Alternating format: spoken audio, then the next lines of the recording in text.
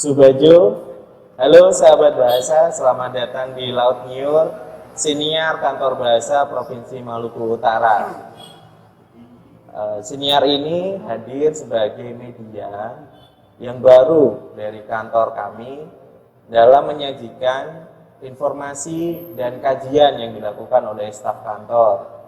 Untuk episode pertama ini, izinkan saya memperkenalkan diri. Saya Anjas Moro Wibowo, biasa dipanggil Anjas, dan merupakan staf dari Kantor Bahasa Provinsi Maluku Utara juga.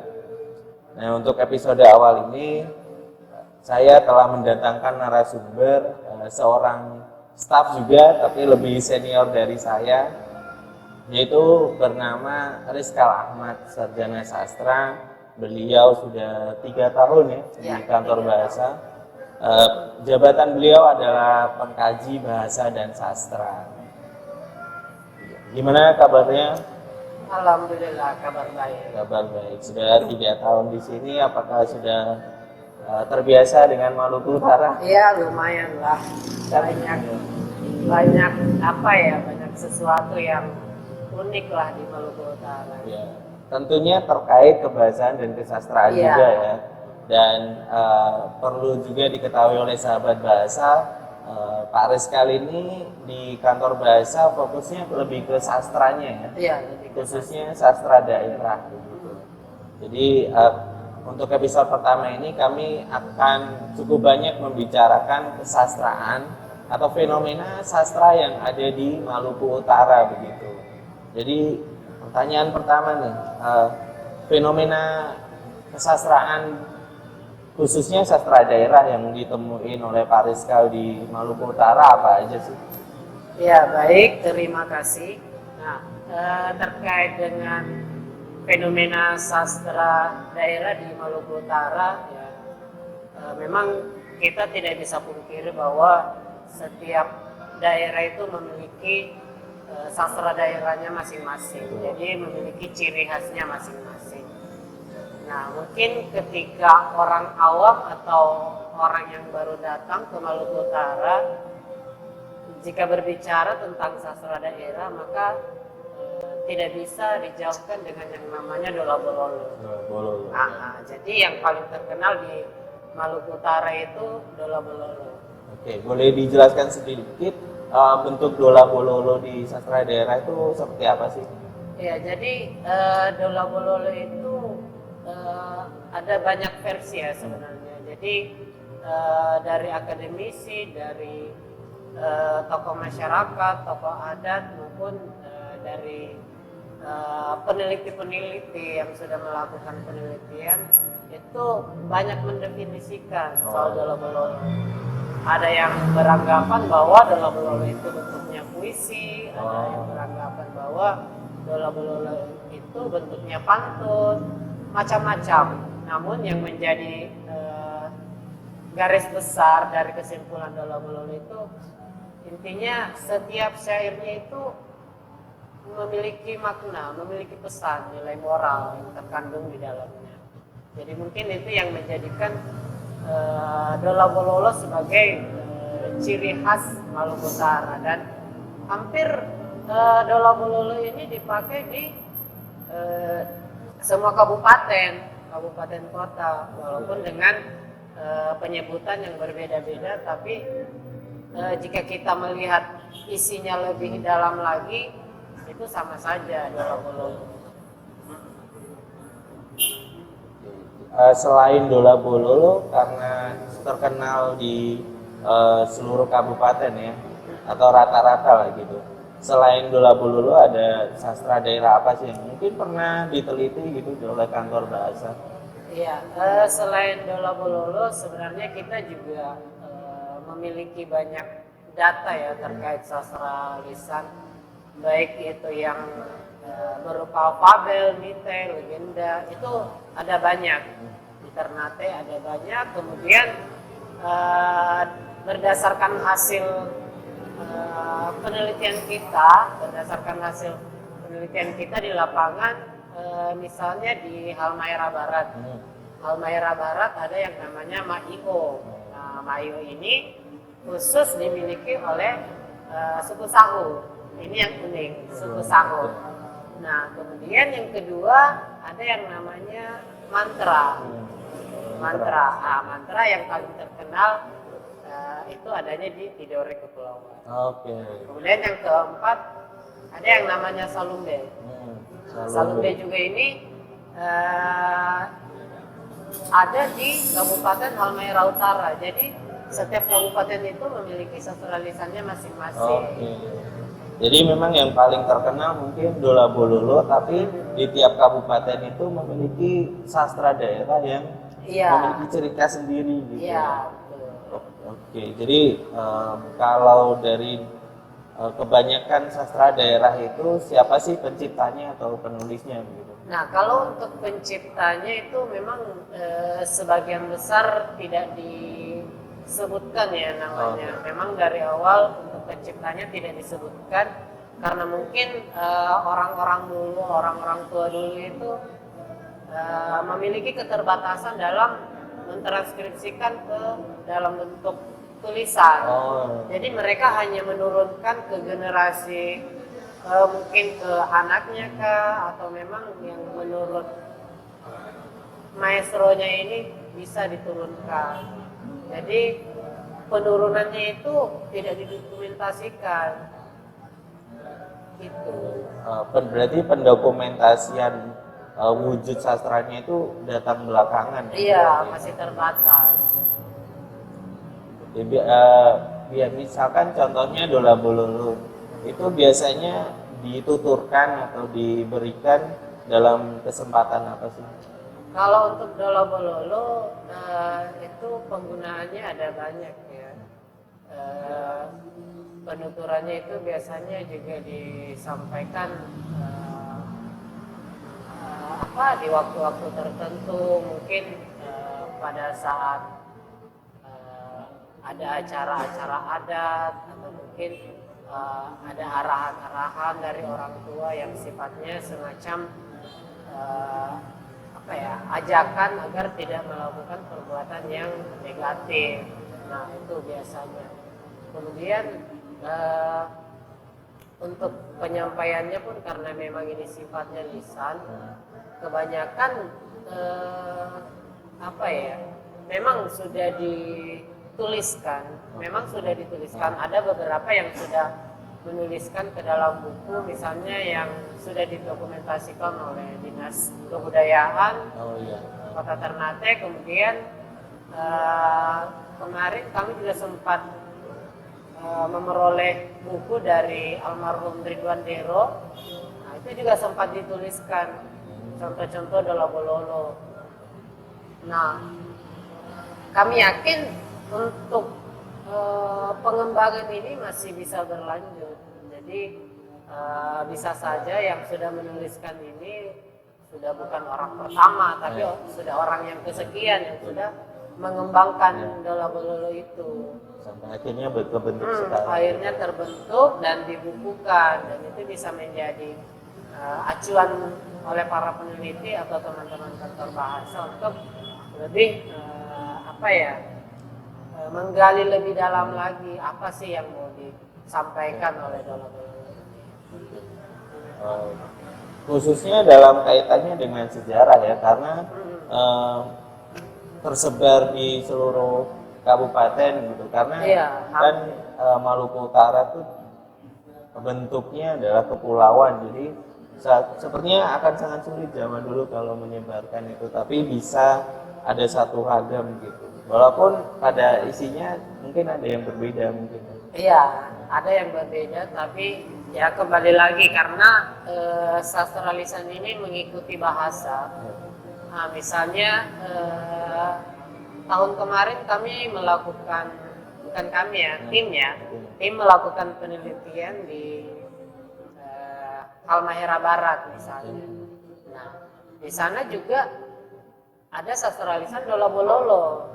Nah, terus setelah kami menggali lebih dalam informasi Dola Bololo ini, apakah sama dengan Dola Bololo yang ada di Ternate atau Dola Bololo yang di Halbar ini yang lebih awal ada. Nah, tapi setelah kita melakukan wawancara dengan narasumber, ternyata dari hasil informasi yang kami peroleh, ternyata Dolabololo memang sumbernya dari Ternate. Karena dulu mungkin sejarahnya bahasa Ternate mungkin sempat menjajah di Halmahera Barat atau seperti apa, atau ada warga yang ke Halmahera Barat, makanya yang bahasa Ternate ini dibawa ke sana ikut juga sastranya. Nah, setelah kami mendokumentasikan naskah Dolabololo yang ada di Halmahera Barat itu sama. Jadi bahasa yang digunakan itu bahasa Ternate. Oh, iya. Padahal di misalkan Halmahera Barat tuh ada bahasa sendiri mungkin. Iya, di sana ada bahasa sendiri. Ya, tapi untuk khusus dari Dan Dolabololonya iya. dia masih pakai bahasa iya, Ternate. dan itu diakui oleh masyarakat di sana bahwasanya Dolabololo ini asli Ternate dan menggunakan bahasa Ternate karena memang di sana itu ada banyak bahasa mulai dari Sahu, Ternate dan lain-lain itu banyak di sana. Oke, untuk sastra daerahnya sendiri yang sampai sekarang masih lestari itu apa saja? Kalau untuk sastra daerah yang masih lestari ya, kemungkinan untuk sastra daerah ini berdasarkan hasil data juga ya, berdasarkan hasil pemetaan. Memang setiap kabupaten kota itu memiliki sastra daerah dan ciri khasnya masing-masing. Nah, ketika kita mau menentukan apakah sastra daerah ini masih lestari atau tidak, berarti kita melakukan penelitian lanjutan. Nah, penelitian yang kita lakukan itu namanya kajian vitalitas. Oke. Jadi kita melakukan kajian sejauh mana daya hidup sastra ini. Nah, tapi sebelumnya kita sudah memiliki pegangan data berdasarkan hasil pemetaan. Misalnya sebut saja di Ternate yang paling khas di sini kan Dolabololo ya. Nah, kemudian kita kaji vitalitasnya sejauh mana. Dulu pernah dilakukan oleh orang Badan Bahasa tahun 2017 kalau tidak salah. Nah, hasil dari kajian vitalitas ini dia mengalami kemunduran. Nah, di KKLP kita kan sudah dipetakan tuh untuk tahapan pelindungan itu seperti apa. Dimulai dari pemetaan, kajian vitalitas untuk mengukur daya hidupnya, kemudian konservasi, revitalisasi, dan registrasi. Jadi untuk di UPT ini yang empat ini yang utama. Nah, kembali ke Dolabololo tadi, berdasarkan hasil kajian vitalitasnya itu dia mengalami kemunduran. Otomatis tindakan yang harus dilakukan adalah revitalisasi. Karena kita lihat lagi berapa jumlah penutur asli dari ini. Kalau misalnya masih mayoritas atau masih memungkinkan untuk melatih ke generasi muda, kita lakukan revit. Nah, tapi kalau misalnya sudah tidak memungkinkan, kita lakukan konservasi berupa pendokumentasian. Nah, itu untuk Ternate. Kemudian kita ambil contoh lagi di Tidore misalnya. Nah, Tidore itu karena terkenal dengan mantranya, selain Kabata, di sana juga terkenal dengan mantranya. Kami juga sempat melakukan, kita petakan, kemudian kita kaji vitalitasnya. Nah, dari hasil kajian vitalitasnya ini, tindakan yang harus kita lakukan ya mendokumentasi. Karena memang secara transmisi ke generasi muda itu agak sulit. Karena memang bagaimana ya, mantra ini agak unik gitu. Untuk mentransmisikan itu tidak semudah yang seperti sastra daerah lainnya yang bisa saja langsung diturunkan, langsung dipelajari. Nah, mantra ini agak sedikit unik. Jadi untuk mentransmisikan ke generasi muda itu agak susah. Punya tahapan-tahapan tersendiri. Nah, kebetulan tahun kemarin kita sudah melakukan pendokumentasian. Ada beberapa, ada 2 narasumber yang kita dokumentasikan. Nah, itu pun mantra-mantra yang kita dokumentasikan terbatas. Karena di sana itu tipe-tipe mantra ada banyak. Ada yang sifatnya positif, misalnya mantra pengobatan atau mantra membuka lahat. Ada yang sifatnya negatif. Nah, yang sifat negatif ini kita agak susah untuk mendokumentasikan. Karena jangan, iya betul. Karena yang negatif ini membahayakan orang. Iya. Jadi ini agak susah untuk kita dokumentasikan. Nah, kemudian yang ketiga ada di Halmahera Barat. Nah, Halmahera Barat itu ada yang namanya sastra lisan Mahiu. Nah, ini juga unik. Mahiu juga ini unik karena hanya dimiliki oleh suku Sahu.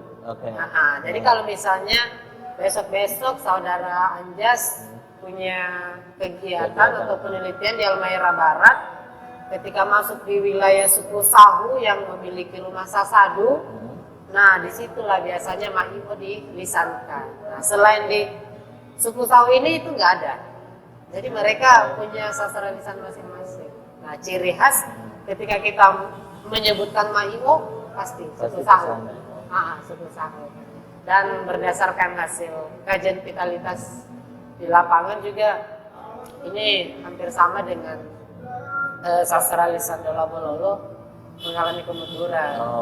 Dan baru beberapa bulan kemarin kita lakukan revitalisasi sastra. Nah, yang kita libatkan untuk revitalisasi ini kan siswa ya, karena ada 2 sasaran yang bisa kita libatkan, siswa dan komunitas. Karena komunitas di sana masih terbatas, makanya kita coba libatkan siswa, dan siswa yang terlibat ini pun agak beragam. Ada yang dari tingkat SD, SMP maupun SMA. Dan itu sudah melalui beberapa tahap sampai sudah dipentaskan. Kita sudah pentaskan dan kita juga sudah mendokumentasikan ya, mulai dari tahapan awal kira-kira berdasarkan hasil penelitian ini kita sudah bicarakan ke dinas setempat, masyarakat adat maupun maestro. Jadi kita sudah libatkan semua berdasarkan petunjuk teknis yang kita jadikan acuan dari Badan Bahasa, itu yang kita ambil. Seperti itu.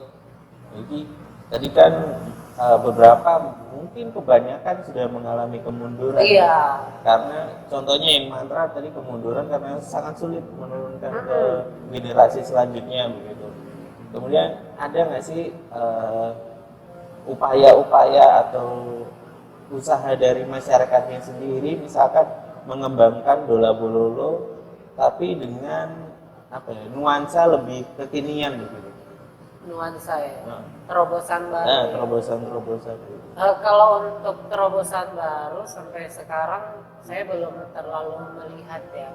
Jadi kita memang melakukan penelitian ini, kemudian kita sampaikan ke dinas terkait, dinas setempat yang memang merupakan tanggung jawab mereka. Nah, jadi kita sampaikan inilah hasilnya. Sisa mereka mengembangkan bagaimana menciptakan terobosan-terobosan baru. Tapi terkait dengan Dolabololo misalnya, kita nggak tahu sejauh mana hasil terobosan yang dilakukan oleh pemerintah setempat.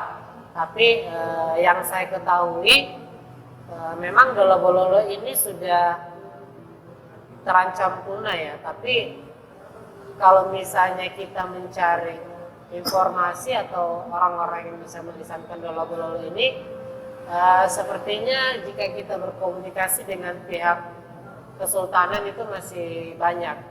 Nanti kita akan diarahkan ke orang-orang yang memang mengetahui Dolabololo ini. Nah, sama halnya dengan di luar Ternate, misalnya Mahiu. Nah, setelah kita revitalisasi kemarin, itu kan kita mau lihat perkembangannya nih. Kira-kira yang ikut, misalnya kemarin kita libatkan 15 orang siswa dari berbagai tingkatan. Nah, kita pantau terus bagaimana. Nah, kita pantau maestronya sejauh mana yang 15 ini. Apakah maestronya ini bisa menambah generasi muda lagi untuk dilatih atau seperti apa? Namun sebagai apa ya, tindak lanjut dari revitalisasi kemarin itu kita mendapatkan informasi yang lumayan positif juga dari narasumber ini. Jadi yang 15 orang ini, yang anak-anak ini itu sering diundang desa-desa lain. Iya, jadi mereka sering diundang untuk melisankan Maio pada saat acara makan-makan adat. Jadi Maio ini memang dilisankan di rumah adat Sasado ya. Tapi untuk eventnya tersendiri itu ada banyak. Misalnya pesta panen, pelantikan kepala desa, dan semacamnya. Itu penyampaian Maio beragam. Nah, yang membuat Maio ini berbeda dengan yang sebelum kita melakukan revitalisasi, yang melisankan ini anak-anak. Anak-anak. Jadi misalnya yang anak-anak ini dia berasal dari desa Sahu, kemudian diundang dari desa lain. Nah, pada saat anak-anak ini melisankan di desa itu, kepala desa dan jajarannya itu merasa terharu, malah ada yang bahkan menangis karena memang sejauh ini tidak ada yang mau belajar. Tidak ada yang mau belajar, dan itu terbukti hampir masyarakat yang kita libatkan waktu pementasan itu menyampaikan, saya sudah berumur 40 tahun ke atas dan saya tidak tahu teks Maio itu seperti apa. Ya, dan itu dilestarikan oleh anak-anak ini yang mewakili ada 15 orang yang sudah diundang kemana-mana, bahkan sudah diundang oleh Dinas Pendidikan dan Kebudayaan Halmahera Barat pada saat Menteri Ekonomi Kreatif waktu itu. Festival Teluk Jailolo itu jasa anak-anak ini sudah digunakan pada saat itu. Jadi ini merupakan progres lah, progres dari kita melakukan tindakan revitalisasi kemarin. Dan terbukti adanya secerca harapan ya untuk sastra daerah lain. Jadi misalnya yang Maio ini sebelum kita melakukan revitalisasi itu desa-desa yang mau melaksanakan makan adat misalnya atau pelantikan kepala desa itu mereka agak kewalahan. Jadi misalnya di Desa Loce akan melaksanakan pesta panen, makan-makan adat di rumah Sasado. Itu agak kewalahan karena harus mencari orang yang bisa melisankan Maio di Desa Gamtala misalnya. Kemudian yang melakukan pemukul musik atau gendang itu di desa lain. Jadi mereka agak kewalahan. Nah, ketika generasi muda ini yang 15 orang kita bentuk, kita latih sampai tampil, mereka sudah tidak kewalahan lagi. Jadi Desa Awer mau melakukan acara makan adat di Desa Awer, langsung panggil, langsung jemput orangnya. Kami butuh ini yang bisa melisankan. Jadi bisa memudahkan lah. Jadi setidaknya sebagai contoh lah ya untuk kedepannya. Contoh. Oke. Nah itu tadi sudah diceritakan mengenai revitalisasi sastra yang sudah dilakukan ya, khususnya tadi yang cukup menarik ada di sastra Maio di suku Sahu Halmahera Barat. Halmahera Barat. Itu tadi episode pertama dari Senior Laut Niur. Terima kasih Pak Rizkal sudah menceritakan cukup panjang mengenai sastra daerah di Provinsi Maluku Utara. Dan terima kasih juga kepada sahabat bahasa yang sudah menemani sampai akhir. Sampai bertemu di episode siniar Laut Nyiur selanjutnya. Subaju.